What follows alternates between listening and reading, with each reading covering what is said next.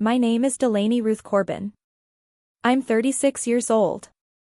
On June 10, 2016, at 7:40 in the evening, I sat at the long table in the back room of the Holland House on South Main Street in Bellefontaine, Ohio, at my own rehearsal dinner, and watched my mother stand up before the salads came out. She didn't raise her voice. My mother never raised her voice. Diane Corbin believed volume was for people without options. You can love who you want, Delaney, she said. You just can't bring him to my table. 41 people heard her. My father, Wendell, studied the water ring under his glass. My sister Kimberly, who was 24 then and 8 months into a marriage my mother had paid for, looked at her lap and smiled the way you smile at a joke you're not supposed to laugh at. Marcus stood up. He had been standing up for me since our second date, and he was about to do it again, and I put my hand flat on his forearm and he sat back down. My mother wasn't finished. I'm not raising grandbabies, I'd have to explain at church. I didn't scream. I didn't cry.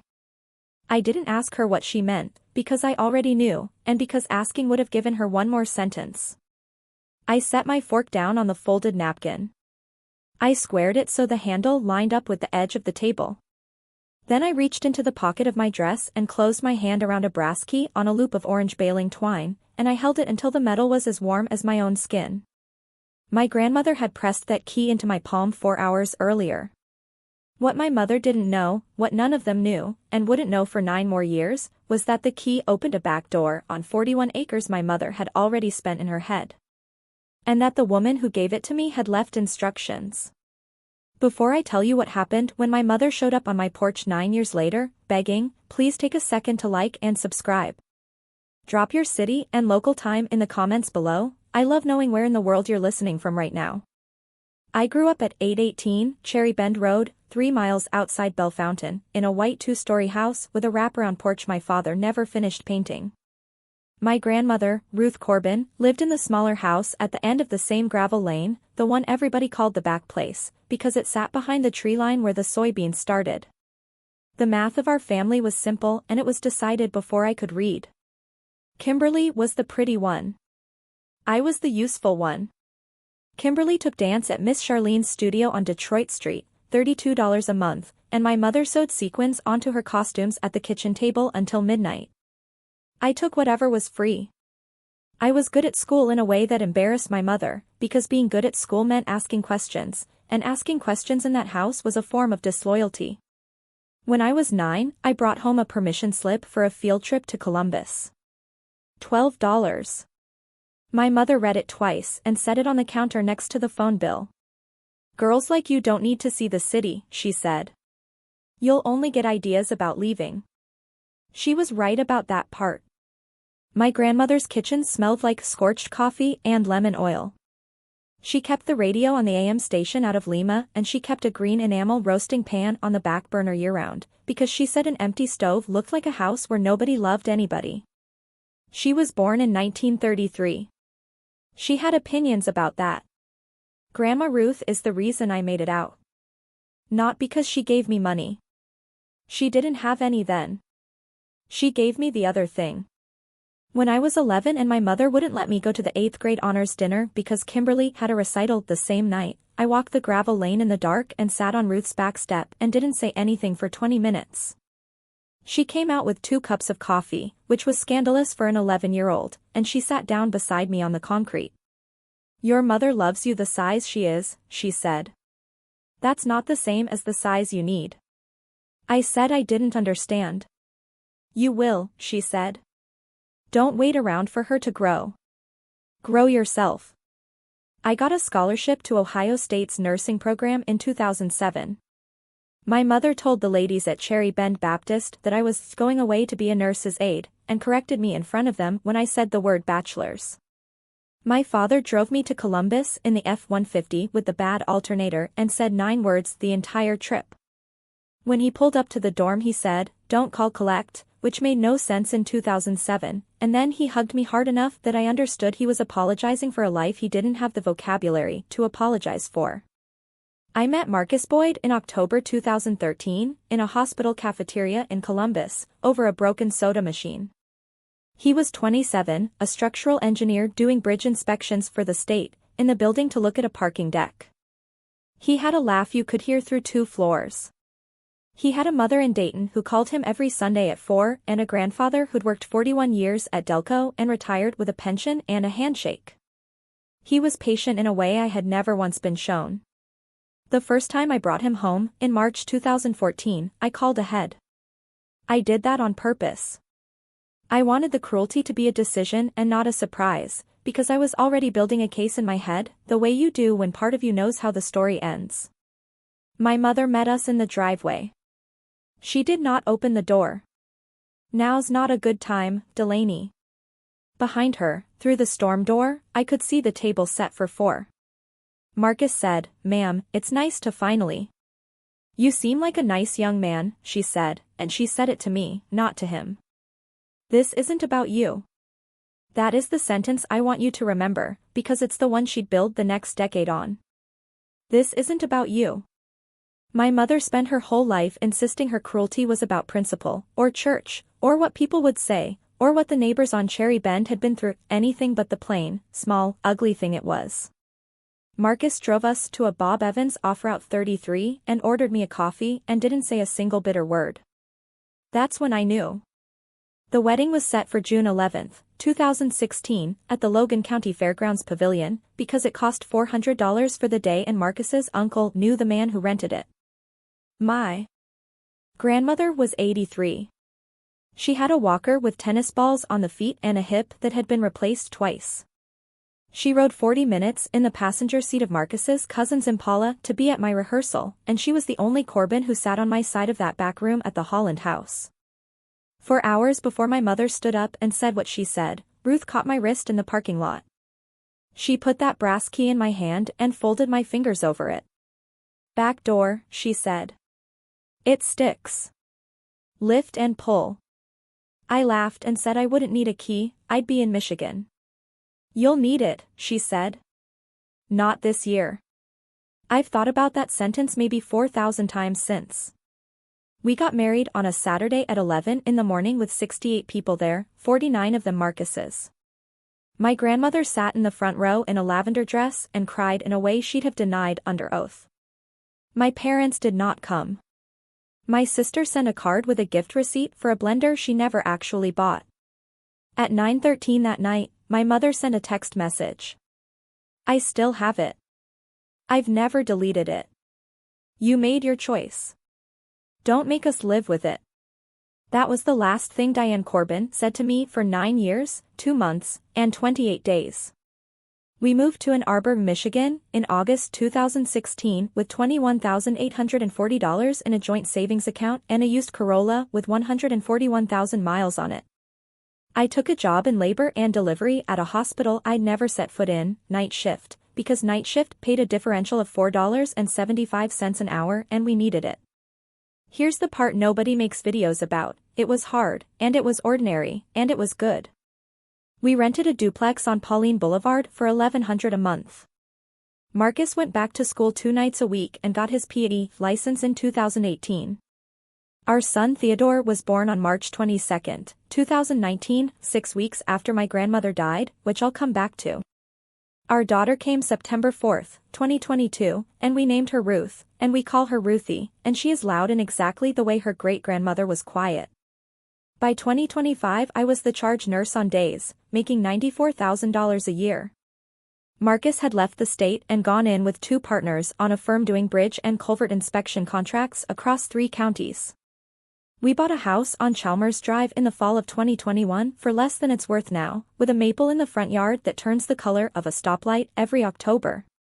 9 years. Nobody called. Not on Theo's birthday. Not when I mailed the announcement in 2019, addressed in my own handwriting, and got it back with return TO sender written across it in my mother's Palmer method cursive. Grandma Ruth died on February 3, 2019, at 6:32 in the morning, at Mary Rutan Hospital, with pneumonia and a heart that had simply done its work. I was 34 weeks pregnant and I drove down anyway, and I was not told about the funeral until it was over. My mother handled the arrangements. My mother handled everything. And that is where the 9 years of quiet came from, because I believed what I was told. I was told there was nothing. I was told the back place had gone to my father as the only son, and that the 41 acres had been mortgaged twice in the 80s, and that Grandma Ruth had died with a checking account of $3,100 and a burial policy. I believed it because grief makes you lazy about arithmetic, and because a part of me was still 9 years old and still believed my mother when she told me what I was owed.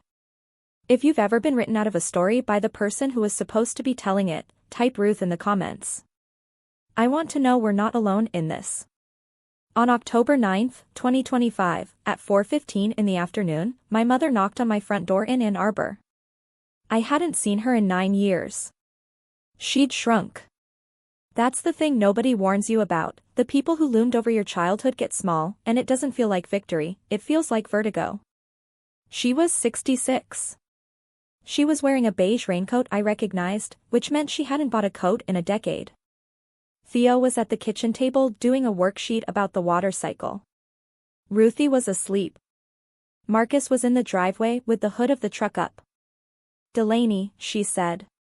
"I need help." I stood in the doorway and I did not step back to let her in. I want to be honest with you about that. It wasn't strategy. My body just wouldn't do it. She told me my father had died on July 28, 2024. 15 months earlier. Nobody had called me. She told me it fast, the way you rip off a bandage on someone else's arm. She told me the farm was going to auction. The house at 818 Cherry Bend, the barn, the 41 acres. There was $63,500 in back taxes and penalties owed to Logan County, and an $86,000 home equity line my parents had taken out in 2013 that my father had stopped paying in 2022 when the cancer got expensive. The sheriff's sale was set for November 14 at 10 a.m. on the courthouse steps. Then she said the thing she'd driven 210 miles to say. "I need $118,000. I didn't answer. Behind me, Theo asked if the lady wanted a juice box, and I said not right now, buddy, and closed the storm door partway so he couldn't hear. My mother's face did something I'd never seen it do. It reorganized. The soft part fell away and the old part came up underneath it, and she said, quietly, in that same voice from the Holland house. "I'm still your mother. That's a debt, not a favor." I said, "I'll think about it." She said, "Don't take too long. And Delaney, I'd rather people down there didn't know where the money came from." 9 years, and she was still worried about the neighbors. I closed the door. I stood in my own front hall in my own house and I did not cry, and Marcus came in with grease on his hands and looked at my face and said, "Okay. Okay. Sit down." Here's what I did next, and it wasn't dramatic. On October 10, I called the Logan County Auditor's Office and asked for the parcel history on 818 Cherry Bend Road. It cost me $11 and a 40-minute hold. The 41 acres and both houses were not titled to Wendell Corbin.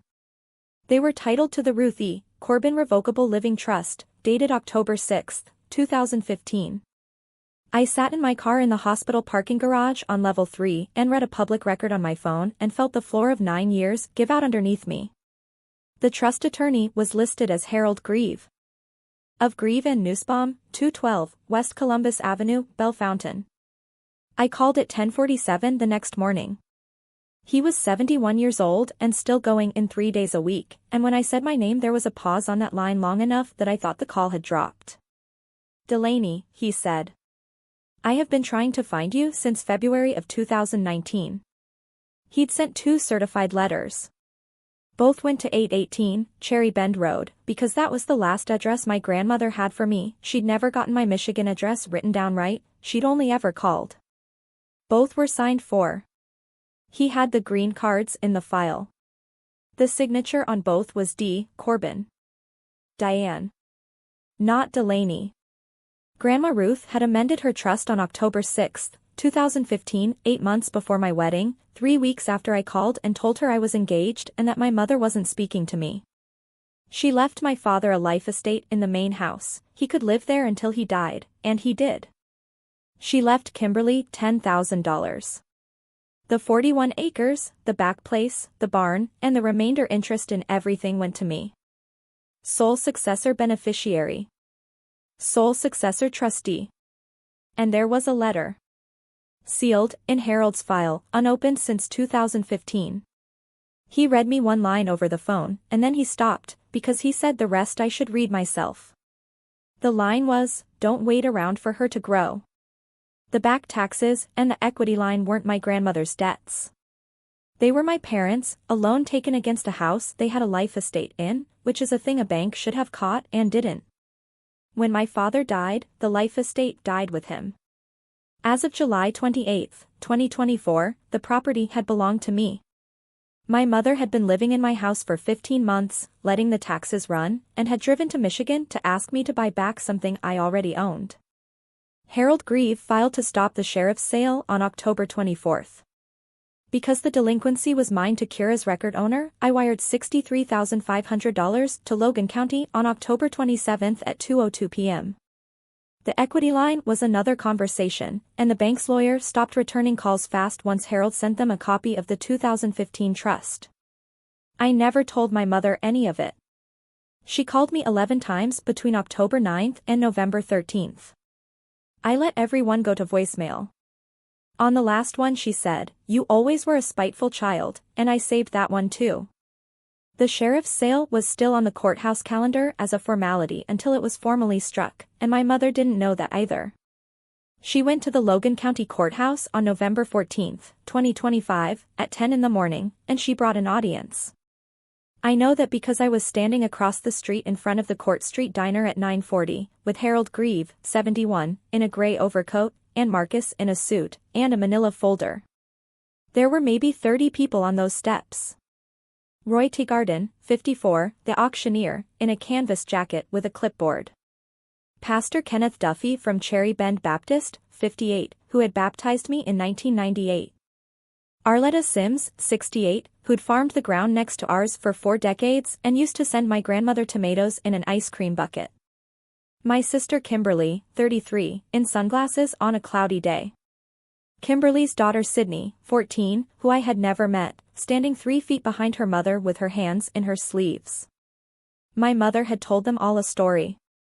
I heard the tail end of it as we crossed the street. My own daughter. Sitting up in Michigan in a 4-bedroom house. Won't lift a finger for her mother. Then she saw me. I'll tell you what I felt, and it wasn't triumph. It was a kind of terrible calm, like the second before a wave lands. I didn't say anything. I've thought about why. I think it's because I'd used up all my words on her when I was younger, and none of them ever landed, and I'd finally learned that the only thing that lands is paper. Pastor Duffy said my name, gently, like a question. My mother turned to the crowd, and she made her last mistake, and she made it in her Sunday voice. She married out, she said. She doesn't get to buy back in. Nobody laughed. That's the moment the temperature changed. 30 people on a courthouse step in November, and every one of them heard exactly what she'd said, out loud, in daylight, with no Holland House backroom to hold it. Arletta Sims said, "Diane." Just that. Her name. Harold Grieve stepped forward with the folder and handed a copy to Roy Teagarden. He said, in a voice that had spent 50 years in county courtrooms, "There's no sale today.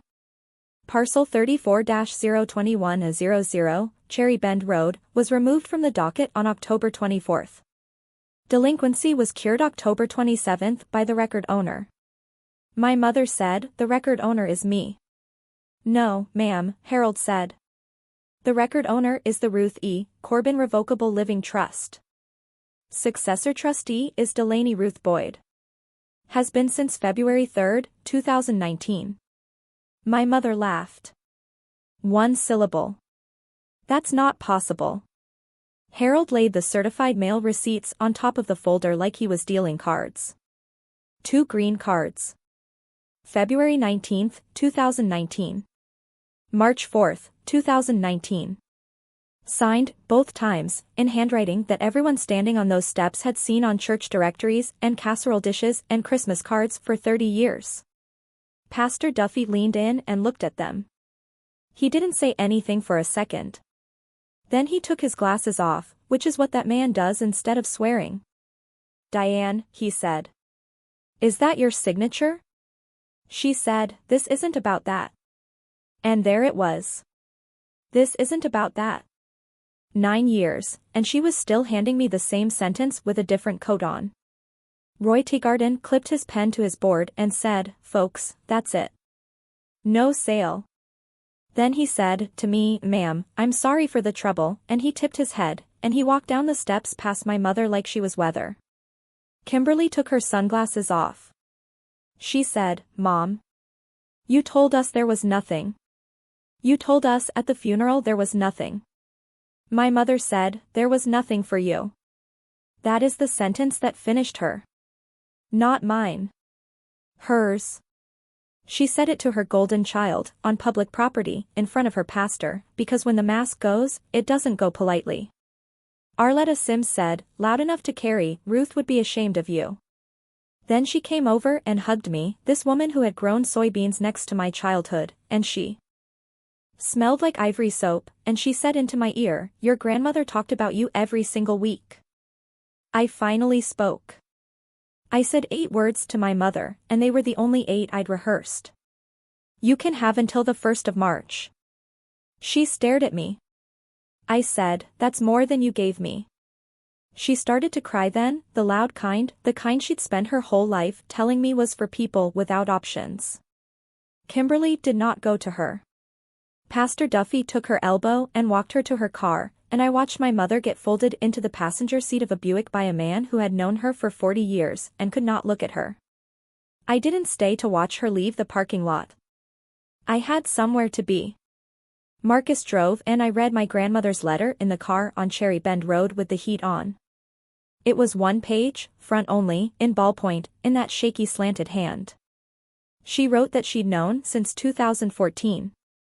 She wrote that she'd met Marcus once, in a Bob Evans parking lot in March, when I didn't know she'd driven herself there, and that she'd watched him open my car door and she'd turned around and gone home satisfied. She wrote, "I could not make your mother be decent. I could only make sure she could not take the ground out from under you." And at the bottom, the back door sticks. Lift and pull. Love, Grandma. My mother moved out on February 24, 2026, 6 days early. She left the house clean, which I did not expect, and she left the good dishes, which I did. She lives in Kimberly's finished basement in Springfield now. Cherry Bend Baptist asked her to step back from the flower committee, that's how they phrase it down there, and Pastor Duffy wrote me a letter in December that I have not answered and probably will. There was no arrest. I want to be honest, because these stories always end with handcuffs and mine didn't. Harold said we could pursue it. Certified mail fraud, conversion, a fiduciary claim. He was 71 and he was itching. I said no. Here's why. Not forgiveness. I'm not there and I may never be. It's that a lawsuit would have kept her in my life for 2 more years, and there is no amount of justice worth 2 more years of my mother in my calendar. We rent the 41 acres to Arletta Sims's grandson on a cash lease. It runs $12,300 a year and it goes into an account for Theo and Ruthie. The back place is my grandmother's house, we fix the roof and the wiring, and we go down 4 or 5 weekends a year. Marcus put a swing on the maple. Ruthie is 3 and calls it a Grandma Ruth's house, and I have decided never to correct her.